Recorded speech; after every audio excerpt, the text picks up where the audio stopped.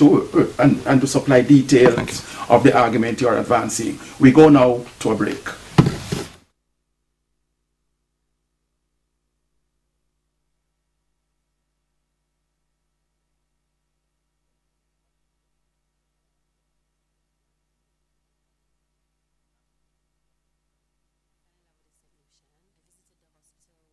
I figured I could work here.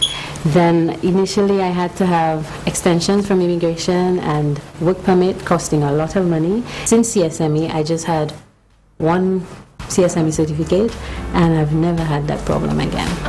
Through CSME, there is sharing of knowledge, expertise and skill. It is very, very important that we provide opportunities for our nurses. If not, they will be lost to the developed countries.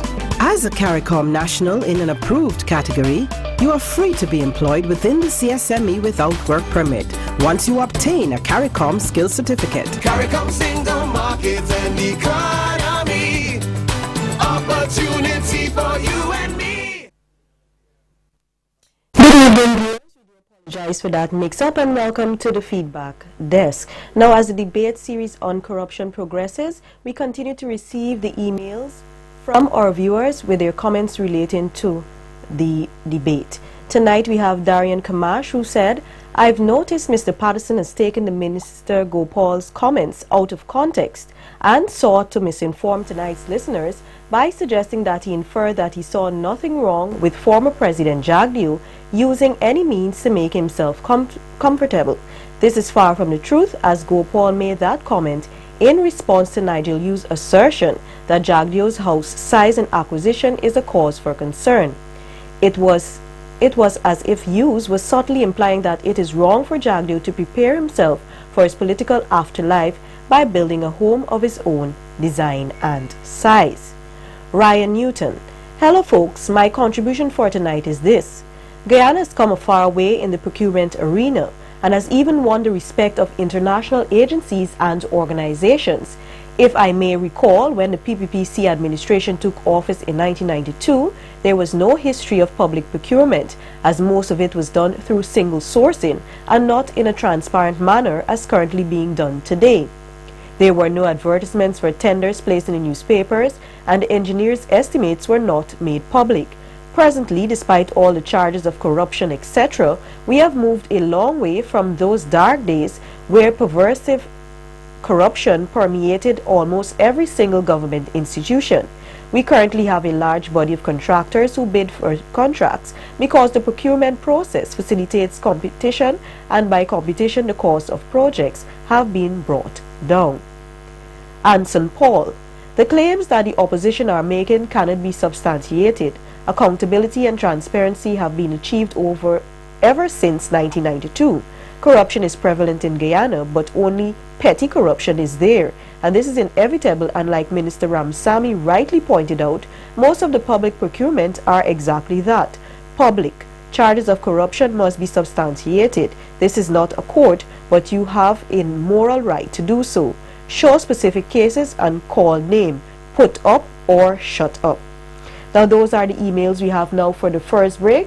Continue to send your comments at feedback@ncnguyana.com or facebook.com/ncnguyana. Join us after the break for another report from the feedback desk. Thank you very much, Stacey.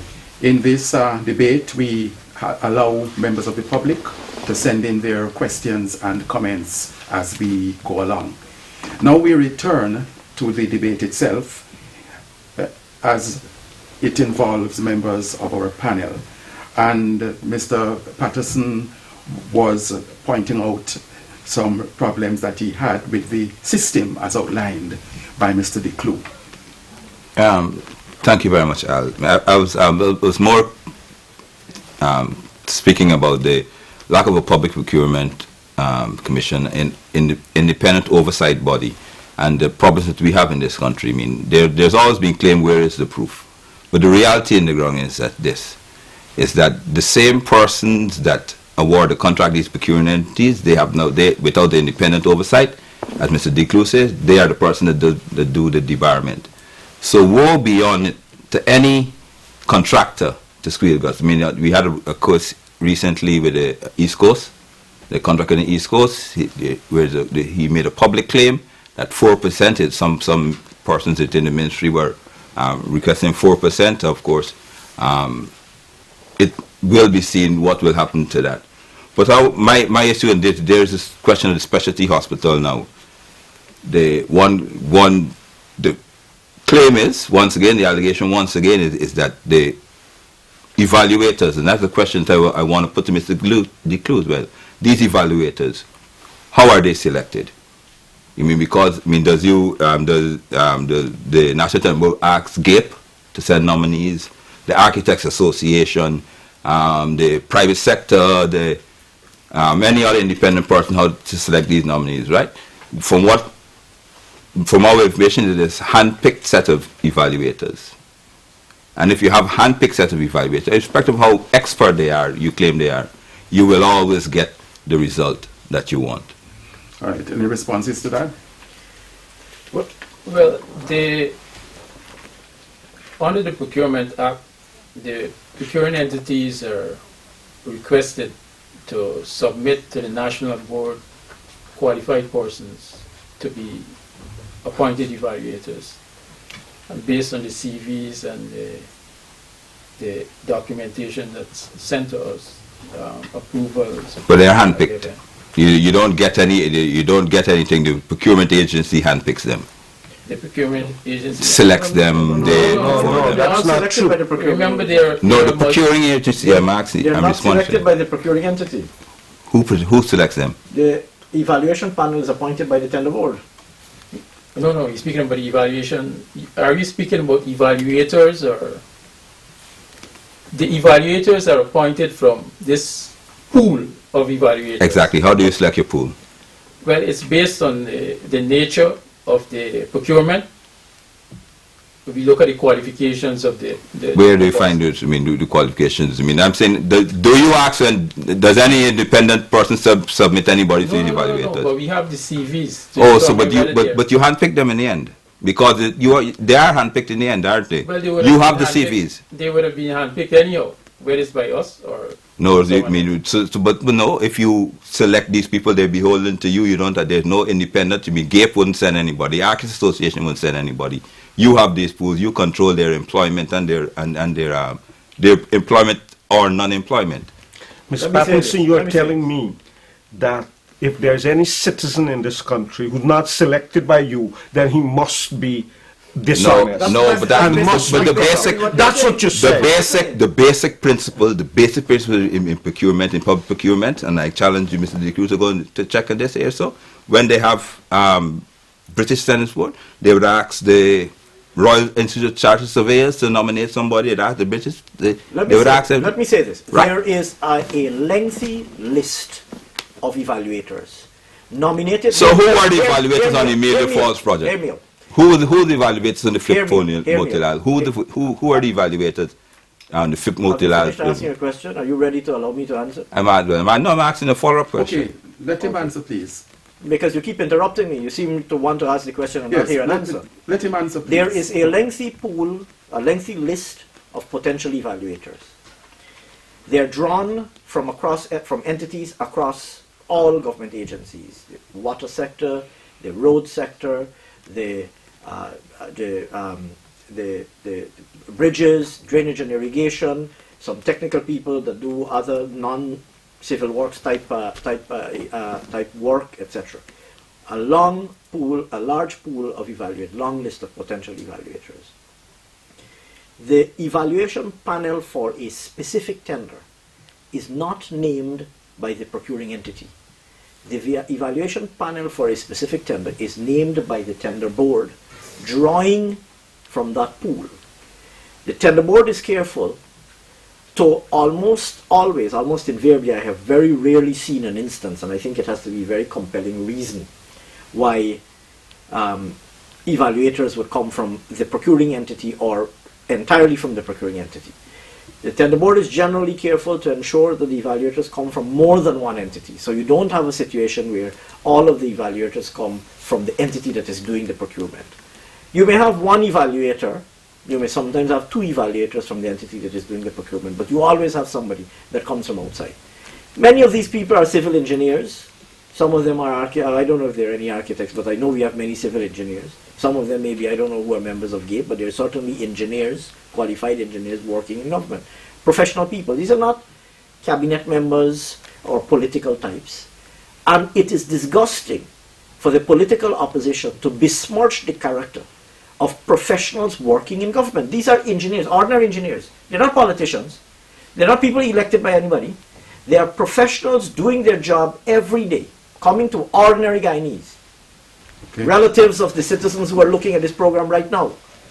Going to work and doing their job every day, and they are, because of their expertise, they are appointed to a panel to evaluate tenders and to recommend an award. And like I said, I want to reiterate, Mr. Moderator, it is disgusting that the professionalism of these people can be besmirched so casually by the opposition. Okay. Mr. Dr. No, I think Minister Ashni Singh made the point. There are citizens in this country, some of whom, by the way, in some of the things that Mr. Patterson and others have questioned, may have voted for the AFC and may have voted for APNU. Certainly not all of them vote for the PPPC. And I think that we need to be a little bit more grateful to the Guyanese who have been contributing to the development of our country. And I want to make this point, that it doesn't really matter. You talk about the specialty hospital. Let me tell you, if the one that you talk about, like Feeders Lloyd, if they were given the contract, we would still have the controversy we have now, because people would have talked about surrender. Because there are members of your party that called me long before the tender was even open to talk about feeders. And Mr. Patterson, you must come here and talk about so self-righteously. Because the question on the specialty hospital, let me finish. The question on the specialty hospital has to do with your boss being the representative of Feeders Lloyd. The question on this, the question That's on another the example of cronyism by the AFC. And you must come here. The question is the procurement lobbying for a company to be awarded a tender. It's not open. He's representing a company that has a grievance, has a complaint, has a complaint on the procurement. Just like he was doing at the Pegasus Hotel. He has a complaint. And listen to me. And the AFC is opposing the Marriott Hotel. Listen, you know. Will we please allow Mr. Patterson to? You know, it is unfortunate. I did not want to get to this. I knew it would have come here, but I would say this, right? When you start, we shouldn't start. When you start attacking Mr. Ramjatan and those things, no one's in the position in this room here to do that, right? There are persons of the within this room here who have serious issues of conflict of interest hanging over their heads between for their professional avocations. There are persons sitting in this room here, right, that has been named in court cases overseas that still haven't addressed those things. None of that makes it right. None of that leader of the Alliance for Change, and I would dispute that, a national development project because his party is supported by a hotel that will be competing with the that is not a reason. There's no justification for the Marriott House. The leader of the Alliance for Change. There is no. I will argue in favor of one Mr. Patterson. None of that makes it right. Mr. Ramjatan, none of that makes it the lawyer for Feeders Lloyd. Yes, and every can I finally say that? Can I finally say this on Mr. Ramjatan? Right? There is no law when it comes to taking on the government. We can talk about the guy that was burnt with methylated spirits. You can talk about the constitutional matter. You can talk about proportionality matter. You can talk about carrying them to court with the scrutinized money. Mr. Ramjatan has 120% batting average against the government. So every person that has a case against the government will automatically want the best representation. And that makes it right. But you no, have I'm not saying I am saying that right. to everybody, and he's doing that in his No, professional but you capacity. can't. Let us come talk to the people of this country. But I would like to go back to the question of corruption. We can't allow a free-for-all. Yes. We will allow brief responses because in another minute we have to go to the National Lottery Company. So 1 minute of responses to that, please. What Mr. Patterson is not saying is that you have Mr. Ramjatan openly quoted in the Stabbert News. I don't know whether quoted correctly or not, but he hasn't corrected the Stabbert News. Openly quoted by the Stabbert News as saying Federal Lloyd had the best tender. I don't know that he has scrutinized and evaluated the tenders to know that Federal Lloyd has the best tender. But the Stabbert News quotes Mr. Ramjatan as saying they have the Federal lowest Lloyd has tender. the best tender. How does he know that? How does he know that? How you They have the lowest. They had the lowest tender. According to declaration. According to the declaration, they declared, Mr. De Clou, correct me, $23 million in the declaration. We have with a discount of 20%. No. With a discount of 20%. Now we go to the National Lottery Company and then we come back and continue with this debate.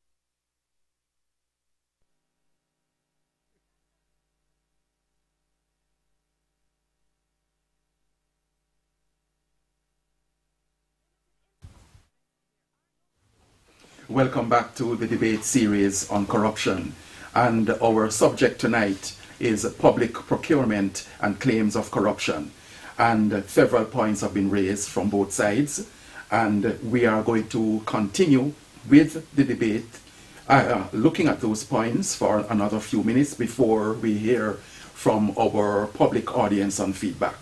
Okay, Mr. Patterson. Thank you very much. I want to move on, in the sense of, I have about 41 things here. Supernam sterling. We're talking, and now we're off the corruption. There's a report which, well, everybody knows the supernam sterling is $500, almost $500 million, and up to now it can't work. The contractor blamed 2 ministers. They brought in independent engineers. Independent engineers give their opinion stating who should be surcharged, and then the government turns to says that it's too complicated. It's to figure out who to actually charge, right? Those are the issues which we are contending and I go back to this again. I'll keep going back to this. You have a public procurement commission. They would have surcharged the engineer, the contractor, whoever it is. That is wrong. But under the current legislation, they decide, okay, it's too confusing for anybody to be surcharged. And what happens? The government, the people of Guyana, have continued to pay because another $50 million been voted in the last budget to pay. These are the issues with which we in the Alliance for Change are concerned about. I could tell you, there's the question, about the drugs at New GPC. The Auditor General every year has highlighted that it breaches the procurement regulation.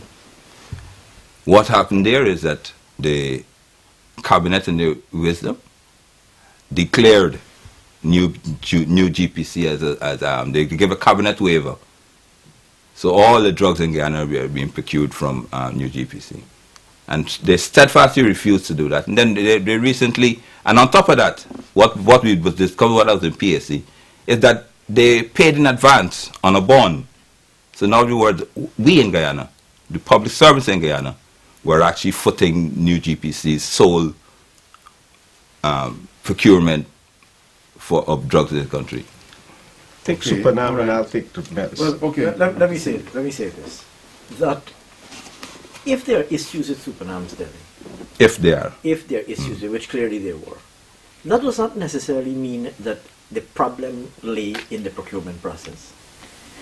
There may have been issues connected with the design of the engineering designs that were done in the first instance.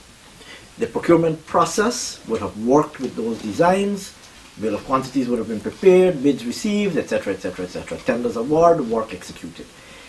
If there's an issue with the quality of the engineering designs, then action should be taken against those people who are responsible for the engineering designs. If there's an issue with the quality of supervision, that is to say, the work was not executed in accordance with designs that were appropriate, then action should be taken against those who were responsible for supervision. But none was. But the point is that you cannot take that and then transpose it. If in any, whether Supernam Stelling or any other Stelling, or any other project, if you have an issue where supervision is poor, then that's an issue with the quality of supervision, and action should be taken, and I will say action should be taken by government against anybody who's responsible for not discharging diligently their supervisory responsibilities, or anybody who does not prepare designs that meet acceptable standards. We must explore what options are available to us to take action against them. But that's not a commentary on the public procurement system. But this is the typical imaginary nexus that the Alliance for Change likes to make. There may very well have been an issue with the design, but that does not say that there's corruption in the public procurement system. And to draw that nexus is dishonest. But I'm glad, no, the first of all, it was the design, so the delay. Good. So if there's a problem with the design, it was design, the delay, Mr. Patterson? the contract was 2 years, behind. No one was surcharged. No, and that's an issue with supervision. But that's all public. It's all public procurement. It is value for money. You're talking value for money. Supervision. The question has always been value for our taxpayers' money. Mr. Patterson, you are making an imaginary nexus with the procurement system. The question has always been value for taxpayers' money. Just like you sought to distort Nanda Gopal's comments, you're making an imaginary nexus. If you take our tax, if you take taxpayers' money, yes, let me just deal with the medicine. Ramsammy. Yes, okay. Okay, let me deal with the medicine. This government procured more than $4 billion worth of medicine and medical commodities. The new GPC contract is about 1/3 of that. Most of what we procure is procured through public open tendering. Some of your friends and clients, in fact, get a lot of that contract, a lot of it, hundreds of millions of dollars. I don't want to call their names. One. Two, this government took over when medicine and commodities were not available. And I know you don't want to talk about it, but we like to talk about that because we changed that paradigm. In the initial years, we found that the open tendering system for medicine and these specialized commodities was, in spite of the fact that we were putting money, were not coming in. And then we followed a system that was recommended by the World Health Organization. More than 2,400 specialists around the world got together because Ghana was not the only country facing those problems. All developing countries were facing that problem. And they came up with a restricted tendering process where we pre-qualify suppliers. Indeed, there are model pre-qualification questionnaires and forms. Our pre-qualification forms and system comes almost exclusively from the WHO. It's picked out almost verbatim from the WHO. There's very little difference between ours and theirs. In the early years, PAHO, WHO, UNICEF, IDA, etc. were pre-qualified. Subsequently, we added the new GPC as a local supplier. The Auditor General never questioned that that's a legitimate thing. What the Auditor General questioned was, after the first year of doing that, we utilized the cabinet approval for a subsequent year. Okay. That, let me finish. That was correct. I know, but I have to complete this. But the most important point is, in accordance with the recommendation from the Auditor General. We then advertise openly, in an open advertisement, for suppliers to be pre-qualified. Under those, 2 local companies, the new GPC and Medform, as manufacturers, because we decided that manufacturers would get priority. And then in terms of the other medicine, the new GPC was pre-qualified. This is an open process. It was evaluated. Okay, Dr. Ramsammy. And so it's a misrepresentation to say that we just plucked out the new GPC. Just a point of clarification, more than 1 year. It was more than 1 year that they went on with the cabinet approval. It was an extended period. Not the new GPC All right, okay, alone. we have to go to a break now. And when we return, we will get into the closing remarks from each speaker. We go to a break. Stacey. Welcome again to the feedback desk. As the comments come in, we continue to monitor them. We have our first comment in this break from Sukrishnalal Pasha, who has a question for the AFC representative. I would like the AFC representative to point out a specific example of a corrupt transaction and to provide evidence of same. Thus far, the opposition parties have been making general claims about corruption without providing any evidence. Kenny Singh, I'm in total agreement with Dr. Ramsammy on his views of the president securing his future. The law of the land is before all. Logics, simply logics. As any individual, the underwritten law is to safeguard our future. Why do people save money? Why do people look for job security? To safeguard their future. If I may, in a response, Ashni Singh, that is distortion to cause public anxiety and manufactured controversy. Mr. Patterson should be more informed on a debate of this magnitude, for he is coming to a debate. Debates are presentation of facts with speculation to champion an agenda. A Facebook comment from Sarita Mangal. What I have observed about the opposition is that they are continuously criticizing the works done by the government. They say there is a lack of accountability and transparency, yet they are unable to provide the evidence. Now, those are the comments that we have coming into NCN emails address and their Facebook account. Continue to send those comments to feedback@ncnguyana.com and facebook.com/ncnguyana. Do enjoy the rest of your evening and join us again on Sunday for another debate. Thank you. Thank you, Stacey. As now we return to the debate series on corruption, and we have just heard questions and comments from members of the public, and we allow members of the panel to respond to those if they so desire. We are coming to the point where we invite all the panelists to make their closing statements. I would like to begin by asking our expert, Mr. Donald de Clou, to make his closing remarks. Okay, thank you, Mr. Moderator.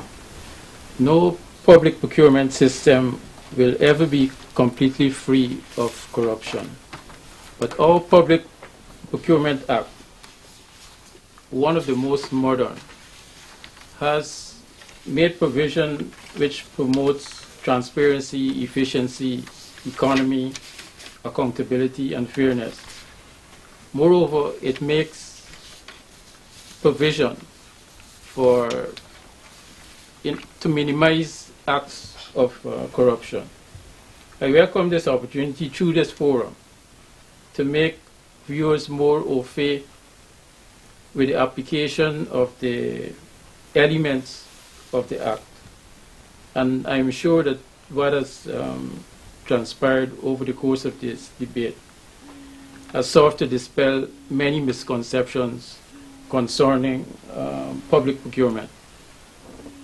All right, thank you very much. Thank you very much. And now I would like to invite Dr. Leslie Ramsammy to make his closing remarks. Thank you very much, Al. I'm glad that we had this opportunity, and I think I would have wished to come here and talk more specifically. I think we have addressed some specific issues, and that's good. But I would have hoped to talk more specifically. Every day, sisters and brothers, I rant and rave about some of the issues Mr. Patterson talked about. Because he wasn't talking about procurement. He was talking about the execution of a contract after the procurement would have been done. And every day I rant and rave in terms of some of the ways things are being done. And that's because we want to see it done right. But here is a point, that every day we sign contracts, hundreds of contracts. There are thousands and thousands of contracts, small and large. We've had problems with a few. So when you look at the percentage of problems we've had, they've been really small, because there are hundreds of contracts are being executed every day right. And we must be careful that we don't misinform people.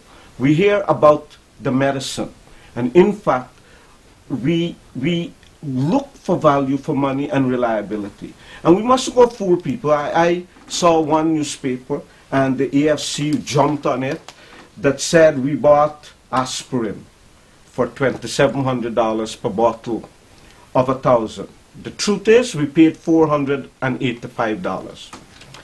I heard them say that we bought atenolol, 100 milligram high blood pressure tablet, for $18,000 for a bottle. Indeed, we paid $1,693. But the problem you guys, I could go through a list. The problem you have, and these were blaring headlines, you know. The problems you guys have is that you jump on something, and in the process, you seek to discredit the government, you seek to discredit ordinary, honest people, and you seek to discredit and bring shame to our country. And that's a hell of a shame. I think you love your country, I love my country, and I want to see the best for my country. And I will be the last person, I will never include myself in a group that would say that the programs we are executing are executed perfectly. I know that there are problems, and we acknowledge that, and we try our best to stop that.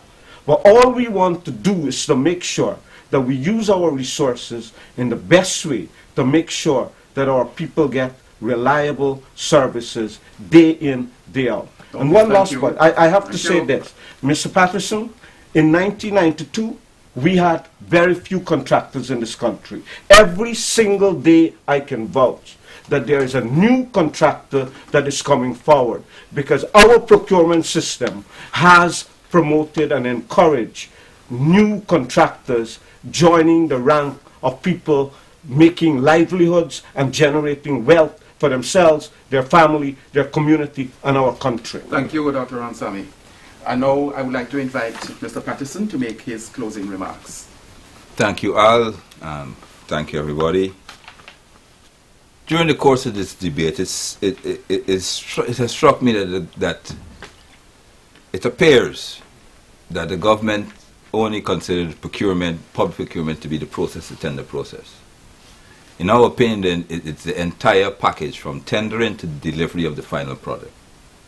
Right? You can have one section, which is probably the tender process, go on challenge, but you can, and by that you award the contract to, in the case like Amelia Falls, you award a contractor fellow that can't even build a pavement, and we know, and the execution of the project, that is where is now so area of concern. There has been an international perception that the kickbacks on projects in the third world countries which we fall is 15%. Right? So therefore it's not only the award of contract that is being taken, it's the actual execution, the quality of the work, the value of the work. And so therefore when the ministers say what is wrong, if the design is wrong, you say, no one has been surcharged for any one of these projects. And you can go from the Supernan War of the East Coast, you could go there's the Skeldon, You mean there is the 4-lane highway being around the World Cup 207. No one has ever been held culpable. There is NCN. There's somebody that admitted taking a check and depositing it, right, in their account, but no one actually is charged. There's the duty-free scam. There's somebody who signed 50 bogus duty-free concessions, sent on vacation, is back there still signing. So that is the question. That is the issue with which we in the Alliance for Change are concerned about. And the government likes to say that it's only us, the opposition. But I want to inform the public this. None other, right, than a long-standing member of the PPP, who I think have more years in PPP than the 2 ministers cumulatively. That I'm talking about Ralph Rankaram. He admitted that there is perversive corruption in this country. And everyone knows what happened to him. Then there is they found the leader of your party, the daughters and the son of Chetty Jagan, have publicly gotten up and said, "Oh, there's corruption in this country." But the government would like to think it's only the Alliance for Change has an issue with corruption. The people say, that we only want to nitpick and those things like that. There is corruption in every facet of our system. It's not only Mr. D. Clou may say that the award is okay, but then the actual execution of the project, that's where that's another thing that's not scrutinized. The lack of the public, I'm closing off now, yourself, and I'd like to say the lack of the Public Procurement Commission. It is one of the issues, one of the areas by which it can stymie the corruption in public procurement. It will cut off the lifeblood. But I would have to say, the excuse of the opposition is not submitting names or for some reason that falls for the Public Commission doesn't hold water with the Alliance for Change, because we have submitted our names since 2005. We've resubmitted our names, and there's still no Public Procurement Commission. All right, thank you very much. Dr. Singh? Let me say this. I've said it before, I'll say it again. The opposition has an agenda to paint the government in the worst possible light. They have latched on to this corruption issue, and in particular corruption in relation to public procurement, which is the subject of this debate, and have regurgitated this claim without a single credible example of a public procurement transaction that was the result of some corruption, without a single credible example. It's okay to call these so-called scandals that have been popularized and in some cases perpetuated and by the opposition. But there hasn't been a single credible example offered today or otherwise by the Alliance for Change or indeed by the opposition. I would say this, that I would be the last to say, like Leslie said indeed, I would be the last to say that every single item, every single transaction, every single project is executed exactly as we would like it to be. In fact, even within the cabinet, frustrations are expressed sometimes when a project doesn't go on time, when a project doesn't go in the manner that was expected, etc. But every day, thousands of contracts are awarded, thousands of transactions are executed, goods and services are delivered, and the people of Guyana benefit from those goods and services every day, without an issue. So the 1 or 2 instances that are selected by the opposition and made into causes for public excitement really are, in many cases, the subject of tremendous distortion and misrepresentation, and are instances that are picked out for whatever reason, and the thousands of transactions that have absolutely no issues at all are completely ignored. We have put in place systems to ensure, first of all, that information is available and openly so. The bid documents are publicly available, the tender documents. There's complete openness when the tenders are opened, the results are awarded, etc., like I said. That's for a reason. We welcome scrutiny. We welcome the scrutiny. That's why we do that. That's why we have an Auditor General that will audit against the law and will report to the Parliament. Where there are violations of the law, the Auditor General reports to the Parliament. It becomes a matter for consideration of the Public Accounts Committee. Mr. Mr. Patterson himself has alluded to the work of the Public Accounts Committee. So it's not an accident that these things are in place. We have put in place these systems to ensure that we have a good system. And that system, I will maintain, is working, and it's working well. And where there are isolated instances, where there are instances, and indeed these instances are isolated, where there are violations, action should be taken and will be taken by government against the perpetrators. Thank you very much. We have come to the end of this debate on public procurement and the claims of corruption. We have gone through and analyzed the topic with the assistance of our very worthy panel. Mr. Donald de Clou, who is our specialist on tonight's topic. He is the chairman of the National Procurement and the Tender Administration Board. We had also Dr. Leslie Ramsammy, the Honorable Minister of Agriculture. We also had Mr. David Patterson, General Secretary of the Alliance for Change, and the Honorable Dr. Ashni Singh, Minister of Finance. We received word this evening that the representative of the private sector was not going to be here, and we had no representative from the APNU again. We thank NCN production team for the way they handle this program, and we invite you to join us again next week when we return to debate series on corruption. Good night. Thank you very much, Al.